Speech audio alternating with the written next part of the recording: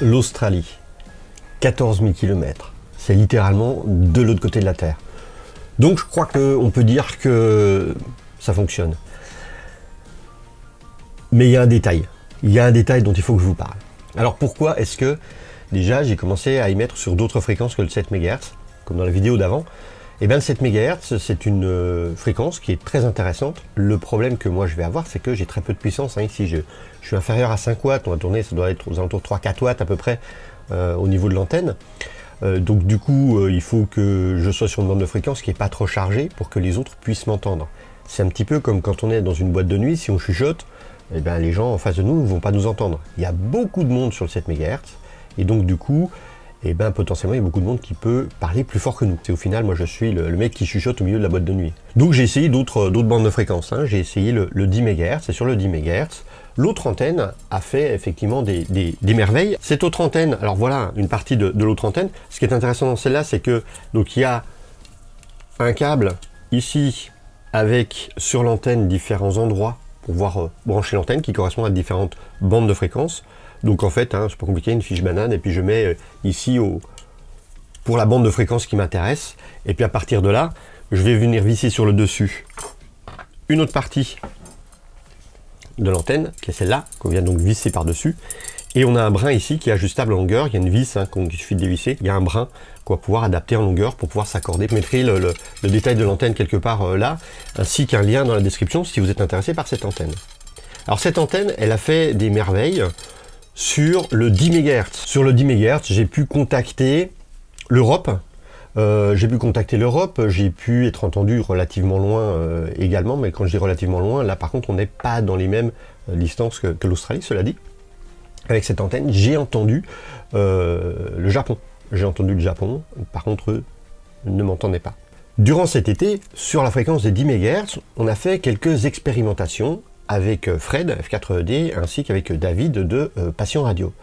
David se trouvait sur les îles Canaries et on a essayé de faire des contacts. On a essayé de faire des contacts sur le 10 MHz, à savoir que de toute façon, les contacts en distance proche sont difficiles à réaliser avec ces bandes de fréquences-là, puisqu'il y a un rebond qui va se faire sur l'atmosphère. Donc quand il y a un rebond, il y a une zone d'ombre hein, derrière. Donc c'est à partir d'une certaine distance où on peut faire des contacts. Et c'est là où j'ai vu que le bruit de fond qu'il y avait à Paris était potentiellement problématique. C'est que, tout simplement, Fred arrivait à m'entendre. Moi, je l'entendais pas du tout. Fred arrivait à contacter David sur les Canaries. Moi, non. Et David m'entendait. Je n'entendais pas les stations qui tentaient de discuter avec moi. Donc ça, ben voilà, c'est un petit peu la contrepartie. On peut faire des contacts à longue distance, quand même, en étant à Paris, en étant dans un environnement urbain et en ayant des petites antennes avec soi. Quoique, celle-là, petite antenne, pas trop, puisque le brin totalement déployé, comme vous voyez sur les vidéos, l'antenne fait 2,70 m sur le bord de la fenêtre. Mes voisins, ils voyaient un bout d'antenne comme ça, vers le bas de leur fenêtre. Hein. Donc, il y a quand même, celle-là, elle fait quand même une certaine taille.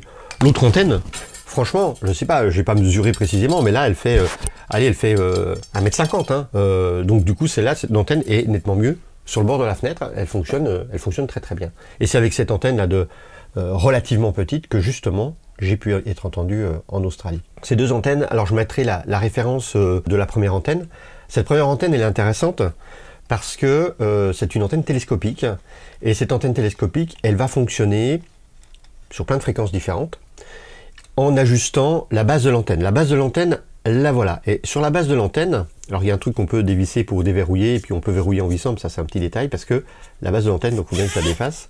Voilà, il y a ici des graduations sur la base de l'antenne. Je ne sais pas si vous voyez bien les graduations, mais il y a des graduations ici. Et les graduations sont en fonction de la fréquence qu'on veut avoir. Donc voilà, on va pouvoir mettre comme ça, on va pouvoir mettre comme ça. On va faire varier un petit peu cette longueur-là, parce qu'en fait c'est une bobine hein, qui est là-dedans, puis un contact qui se fait.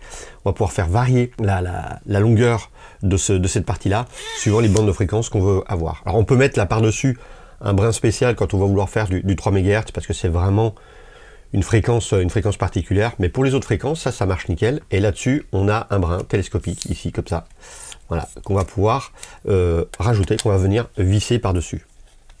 Alors cette antenne-là, je l'ai fixée sur le bord de la fenêtre, et cette antenne-là, au final, elle m'a permis de tester quelques contacts. Donc en fait, avec ces antennes-là, la démarche, c'est la même que la démarche à utiliser avec l'antenne de 7 mégas. Donc j'ai pas grand-chose de plus à dire dessus, hein.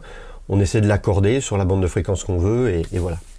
Alors pourquoi est-ce que je vous dis qu'il y a un truc avec cette histoire d'Australie? Effectivement, j'ai été entendu en Australie sur le 18 MHz, mais le 18 MHz, c'est une bande de fréquence qui fonctionne pas tout à fait comme le 7 MHz ou le 10 MHz, c'est-à-dire que ce sont des bandes de fréquences où il y a pas mal de monde, où on peut entendre régulièrement pas mal de monde.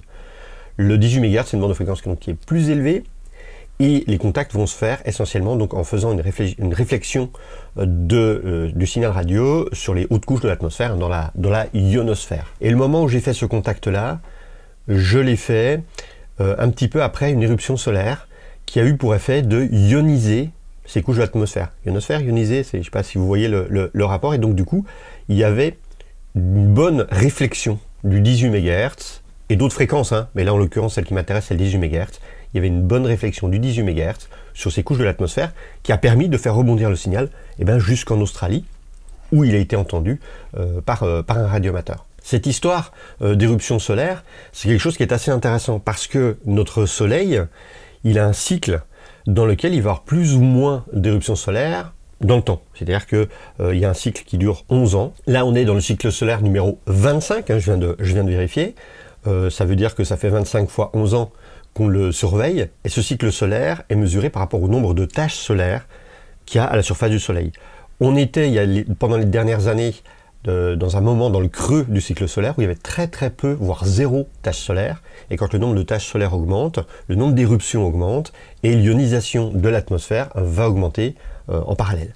Et cette ionisation de l'atmosphère va augmenter la probabilité de faire des contacts longue distance par réflexion. C'est pourquoi, en ce moment, c'est le moment de s'intéresser au monde HF, parce qu'on est au début de ce cycle 25, on est au début de l'augmentation du nombre de taches solaires, et la propagation et les petits coups de pouce qui vont être donnés, comme ici avec mon contact vers l'Australie, ce genre de petits coups de pouce vont s'enchaîner, vont être de plus en plus fréquents. L'augmentation du cycle solaire, quand il y a beaucoup de taches solaires, la HF passe très loin et très bien, d'une façon assez simple et assez efficace. D'une façon générale, si on regarde la carte de ce que j'ai pu contacter, les contacts que j'ai faits se situent quand même globalement en Europe. Quand j'étais sur le 18 MHz, j'ai été entendu également aux États-Unis, à plusieurs endroits. Malheureusement, moi j'entendais personne. Et là, c'est également un des problèmes que je vais avoir, et je pense que celui-là il est un petit peu difficile à résoudre.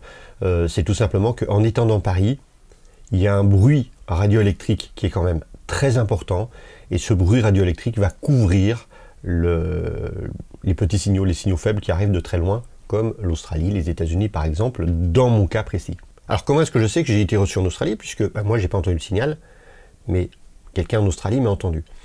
Et bien quand on utilise ce protocole FT8, ce signal numérique FT8, on va pouvoir mettre une station d'écoute. D'ailleurs, je ne sais pas si le radioamateur qui m'a reçu était capable d'émettre, il avait une station d'émission, j'en sais rien du tout. Mais on va être capable de faire de l'écoute et de renvoyer vers un site des messages indiquant la liste des stations qu'on a pu entendre.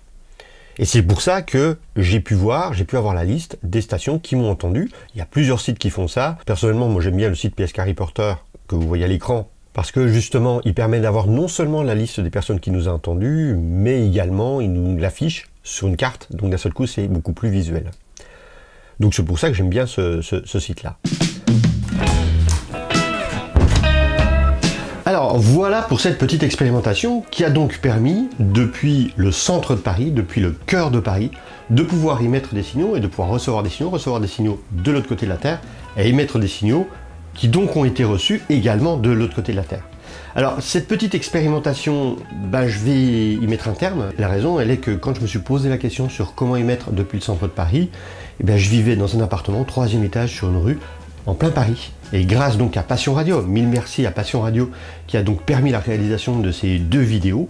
Grâce à Passion Radio, on a pu tester, on a pu faire cette expérimentation et on a pu se rendre compte que effectivement c'est possible de pouvoir recevoir des signaux, de pouvoir émettre des signaux relativement simplement à un coût modeste depuis une ville, depuis une fenêtre qui est sur une rue assez passante. Le matériel que j'ai utilisé, évidemment je vais y mettre un lien sur tout ce matériel-là dans la description de cette vidéo. Ce sont des liens vers la boutique de Passion Radio. N'hésitez pas à aller leur rendre visite, n'hésitez pas à aller vous promener sur le site. Grâce à eux, j'ai pu faire cette vidéo.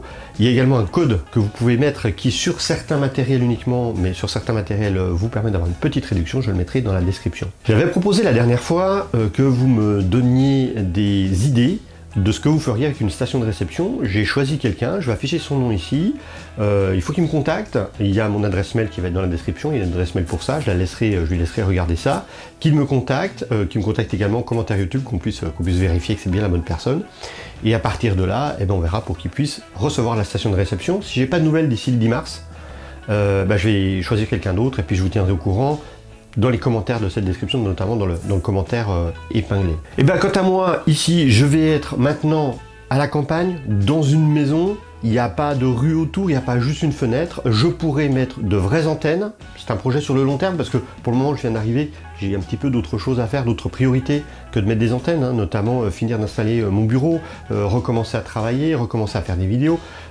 finir l'aménagement de la maison, et puis je vais mettre quelques antennes, mais ça, je pense que si vous vous abonnez, si vous suivez ce qui se passe sur la chaîne, dans les mois qui viennent, vous pourrez le voir se passer. Eh bien écoutez, moi je vous dis à la prochaine pour une nouvelle vidéo. Ciao les geeks!